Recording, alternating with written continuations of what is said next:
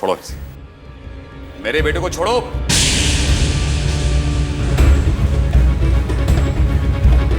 कौन हो तुम? अवधेश सिंह ठाकुर।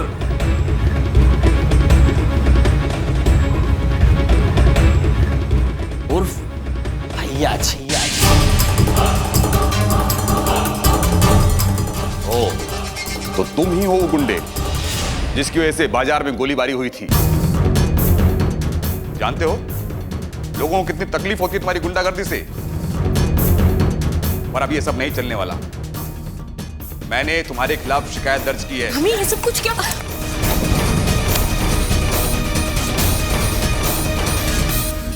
जानते हैं, लिए यार से समझाने आए हैं।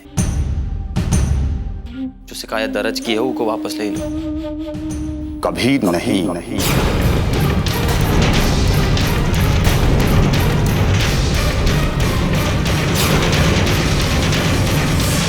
बाकी कानून तोड़ने वालों के साथ जो होता है वही तुम्हारे साथ भी होगा। तुम कानून से ऊपर नहीं हो, तुम कोई देवता नहीं हो। और कान खोलकर सुन लो, मैं तुम्हारी गुंडागर्दी और इन गुंडों से डरने वाला नहीं हूं।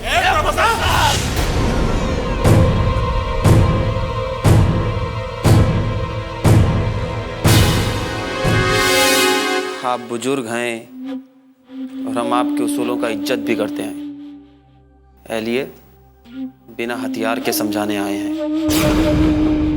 नाटे गरीब मजलूमों को सताता था, कानून को ठेंगा दिखाता था वो, इसलिए उसका यही इलाज था। ओ, तो तुम अपने आप को इस शहर के तारनहार समझते हो। और ये कौन सा तरीका है कि एक गुंडे को खत्म करने के लिए दूसरा गुंडा पैदा हो जाए? इस तरह तो पूरा समाज खत्म हो जाएगा। प्रोफेसर, ठीक से बात कर भैया जी से। तुम्हारा कॉलेज नहीं है, भाषण बंद कर अपना। अमजद, ये प्रोफेसर हैं, कॉलेज में बच्चों को पढ़ाते हैं, जरा तमीज से बात करो इनसे। रुका है प्रोफेसर साहब कि हम जो आपसे कह रहे हैं ना, वो आप शांति से प्यार से मान लीजिए। काहे कि हम तो ही करते हैं जो हमें करना है, जो हमें सही लगता है। इसलिए हम कभी बिना किसी जायज वजह के मारपीट नहीं किए हैं। समझाइए कुछ इन्हें। प्रोफेसर हैं, रिटायर्ड हैं, तो वैसा बर्ताव भी तो करें। अभी बोली से समझा रहे हैं, बात गोली तक ना ही पहुंचे तो अच्छा है।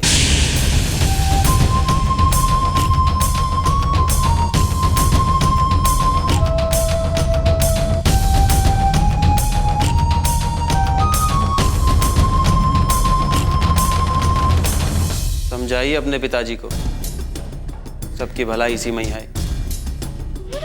चलो रे।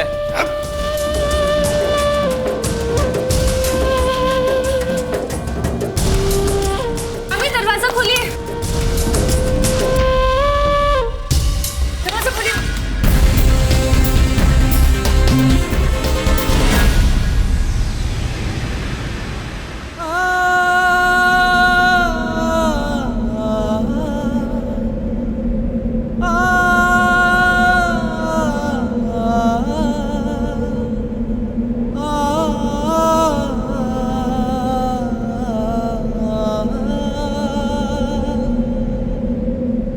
मम्मी, मम्मी वो लोग कौन थे?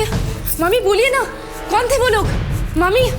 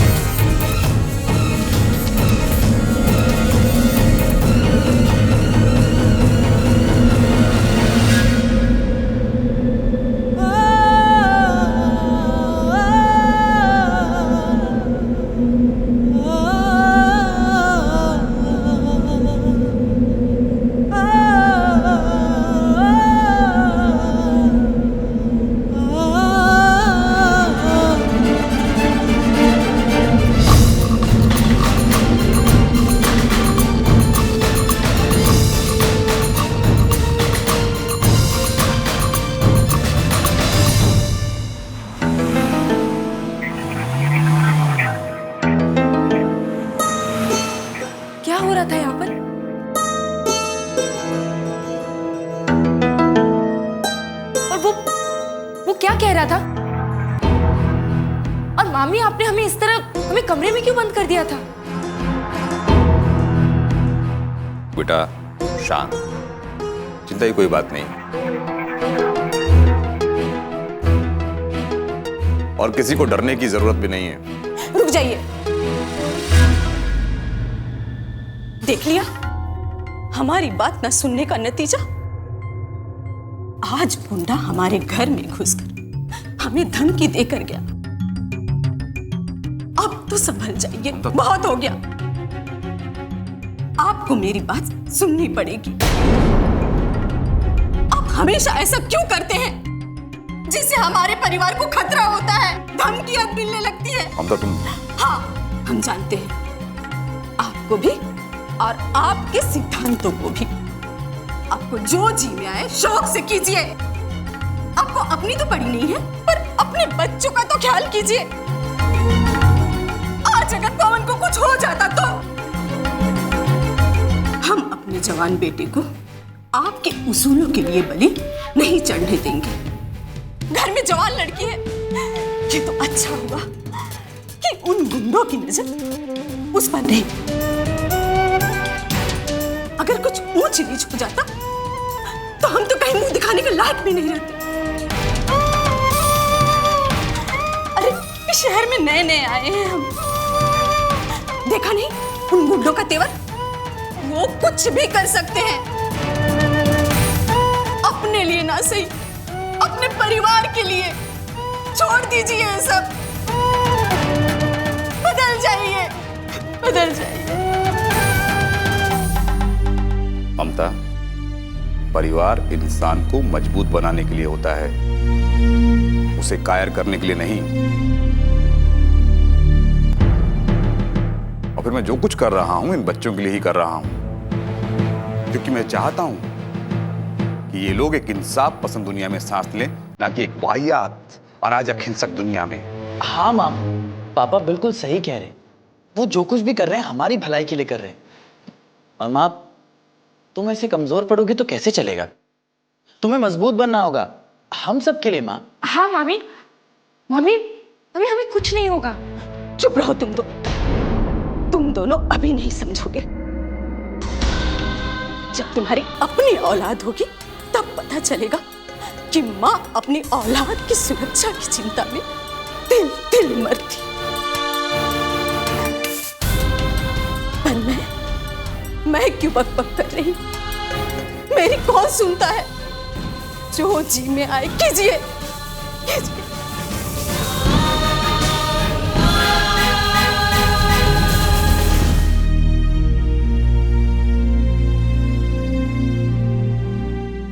आप लोग चिंता मत कीजिए, मामी को कैसे मनाया जाता है ये हम अच्छे से जानते हैं।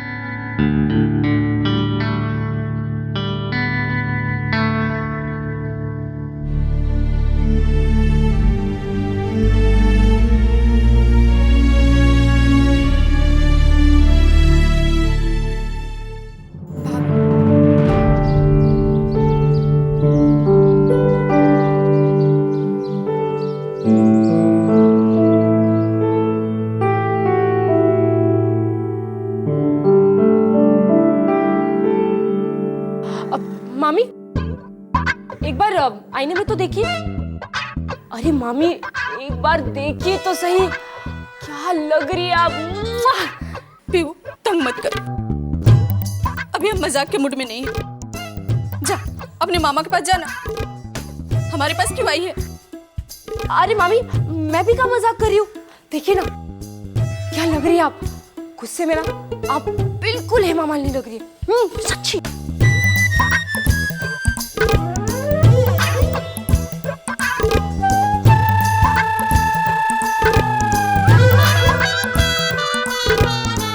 मस्का मत लगा।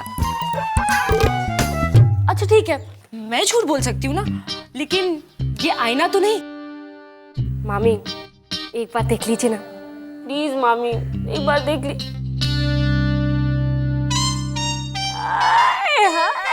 कहा था ना एकदम हेमा मालिनी लग रही है। अच्छा मामी आपसे एक बात करनी थी।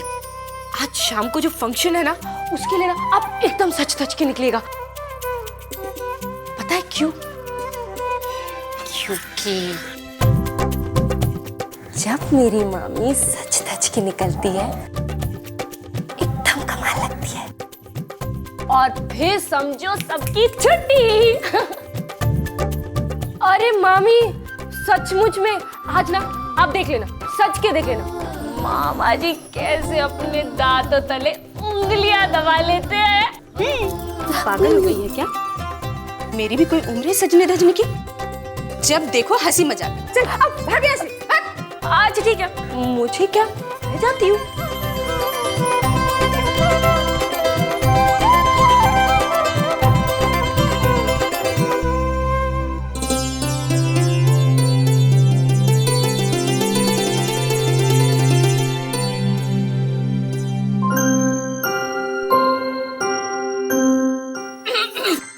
अच्छा मामी, आज ना सजना मत भूलिएगा, ठीक है? मैं चली।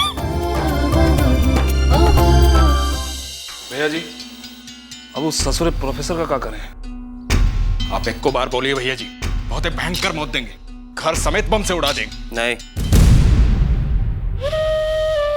अच्छा आदमी है, हिंसा नहीं चाहिए। सोचते हैं कुछ क्या करना है। अच्छा हुआ, हथियारों का क्या हुआ?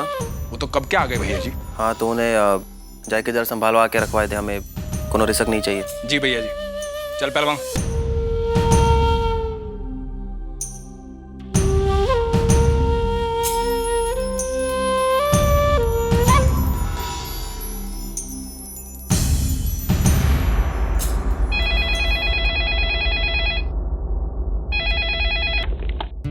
हेलो, मिस्टर पवन बात कर रहे हैं? जी बोल रहा हूँ। जी, आपने जो सरकारी नौकरी के लिए अप्लाई किया था, उसका इंटरव्यू है। जी जी, मैं पहुंच जाऊंगा। आपका इंटरव्यू 3 दिन बाद है, लेकिन कल आपको हम ऑफिशियल लेटर भी भेज देंगे। जी जी, बहुत बहुत धन्यवाद। Okay mister Pawan. जी थैंक यू। पीहू पीहू पीहू पीहू पीहू, इधर इधर इधर इधर इधर, मुझे तुझे बहुत अच्छी बात बता रही है। मैं इतना खुश हूँ, मैं तुझे क्या बताऊँ। हाँ, कैसे भैया, रिलैक्स रिलैक्स रिलैक्स। क्या बात है? कहीं वो गुंडों ने आपके सर पर तो नहीं मार दिया ना? आपका दिमाग तो ठीक है ना भैया? बहुत हंसी आ रही ना, दिमाग तेरा खराब रहता है। तुझे पता है अभी किसका फोन आया था? किसका? अरे मैंने वो सरकारी नौकरी के लिए अप्लाई किया था ना, हाँ। उन्हीं लोगों का फोन था। उन्होंने कहा है कि 3 दिन बाद मुझे इंटरव्यू के लिए जाना है। सच? हाँ हाँ, और वो लोग तो मुझे ऑफिशियल इंटरव्यू लेटर भी भेज रहे हैं। और अगर इस बार सब कुछ ठीक रहा ना, तो पीहू मैं नौकरी वाला बन जाऊंगा, और उसके बाद बाय बाय बेरोजगारी। अरे वाह, बहुत बहुत मुबारक, ताली। तुझे भी। पापा अभी उनका फोन सुना मैंने, बहुत बहुत मुबारक हो। और बेटा, ये कभी मत भूलना कि तुम्हारी सफलता के पीछे तुम्हारी सच्चाई से की गई कड़ी मेहनत है। और भगवान का आशीर्वाद भी।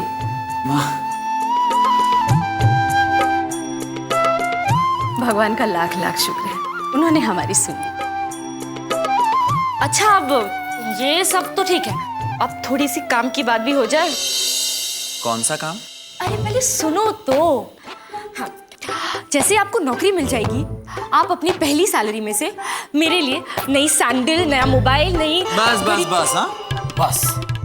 इतनी लंबी लिस्ट होगी ना, तो मेरी पूरी साल की कमाई एक बार में उड़ जाएगी।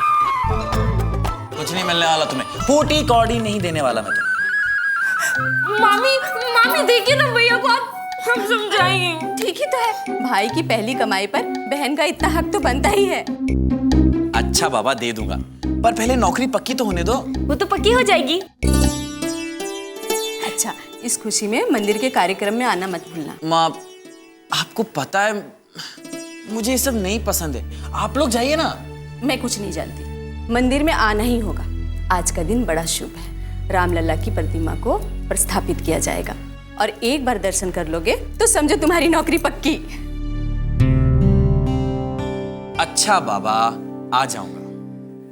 हाँ, जाऊंगा तो ऐसे कह रहे हैं जैसे कि कोई एहसान कर रहे हैं। गुरु कहेंगे। क्या बोली? सुनाई नहीं दिया तो दोबारा कहूँ, अकड़ू कहेंगे।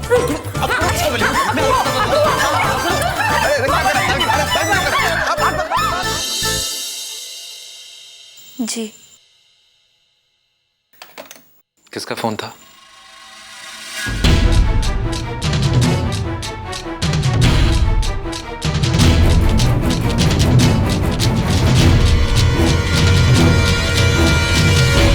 भाभी का फोन था। कह रही थी कि माँ की इच्छा है कि हम लोग भी उनके साथ रामलला के फंक्शन में चलें,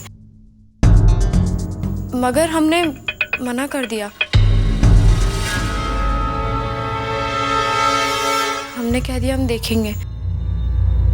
वैसे भी हमारा ज्यादा दिल नहीं था, इसलिए बहाना बना दिया।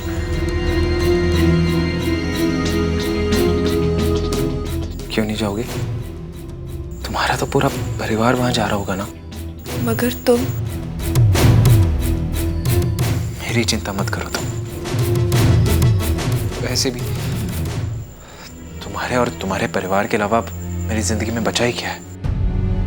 और शिखा, मैं नहीं चाहता कि मेरी वजह से तुम्हारे और तुम्हारे परिवार के बीच में कोई भी तनाव आए।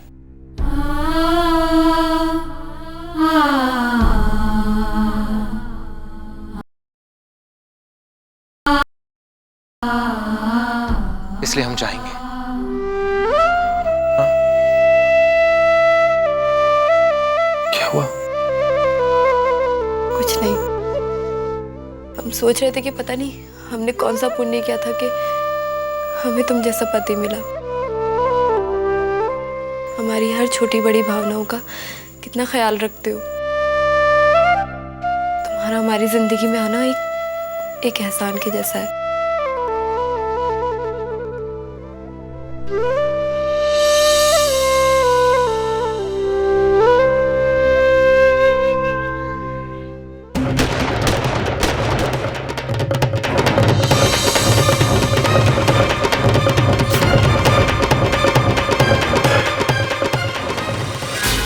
तुम्हें क्या पता शिखा, कैसे मैं अवधेश सिंह के करीब आने के लिए तुम्हारा इस्तेमाल कर रहा हूं। एक बार उसके करीब आ जाऊं, तब दिखाऊंगा कि भाई का बदला भाई कैसे लेता है। उसके साथ वही करूंगा जो उसने मेरे भाई के साथ किया।